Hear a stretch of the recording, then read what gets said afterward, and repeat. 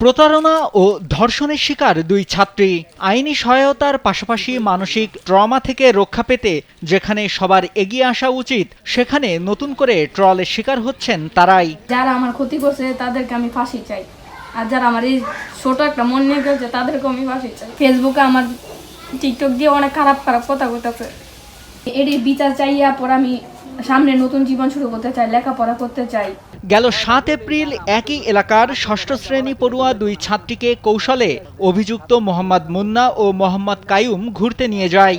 এরপর ব্যাটারি চালিত অটোরিকশায় বিভিন্ন স্থানে ঘুরে সন্ধ্যার পর একটি পরিত্যক্ত বাড়িতে নিয়ে যায়। সেখানে অভিযুক্ত দুইজন ফোন করে আরও ৬ সহযোগীকে ডেকে ভুক্তভোগীদের সংঘবদ্ধ ধর্ষণ করে ফেলে রেখে পালায়।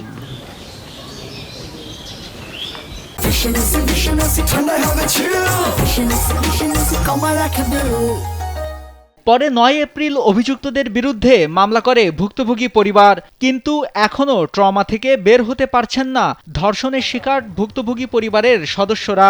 চুপচাপ থাকে, এটি দেখে আরো অনেকে প্রশ্ন করে, প্রশ্নের সময় কিন্তু ওন লাগে, বললে তো আর কথা বলতে পারে না, আর বয়স কম, এখন লেখাপড়া করা লাগবো। এটি যে এরকম যদি করে তাইলে তো আর লেখাপড়া করা যাবে না, বাসাতে বাড়াই আমরাই অসম্ভব, তাইলে আর মেয়ে বাড়াইবো করতে, মেয়ে এটি শুনতে শুনতে অসুস্থ হয়ে গেছে। তার ভবিষ্যৎ কি এখানে শেষ? যা হওয়ার তো তা তো হয়েছেই, এখন তো আর কিছু করার নেই। আমি আইনের কাছে বিচার চাই, যারা এই দুর্ঘটনা ঘটাইছে সবার ফাঁসি দেওয়া হোক, সবাইকে অতি শীঘ্র ধরা হোক। নরসিংদীর রায়পুরার চর আউলিয়া ইউনিয়নের বাঘাইকান্দি এলাকার চাঞ্চল্যকর এই ঘটনায় এখন পর্যন্ত কাউকে গ্রেপ্তার করা যায়নি। তবে অভিযুক্তদের গ্রেপ্তারে প্রতিদিনই কোনো না কোনো স্থানে অভিযান চলছে বলে জানায় পুলিশ।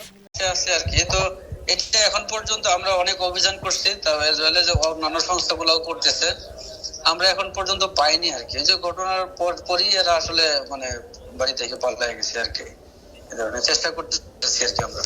ভুক্তভোগী দুই ছাত্রী মূলত গরিব ঘরের মেয়ে।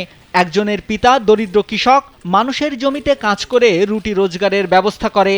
আরেকজনের পিতা কাঠমিস্ত্রি, মানুষের ঘরে ছোটখাটো মেরামতের কাজ করে যা মজুরি পান তা দিয়েই চলে তাদের টানাপোড়েনের সংসার।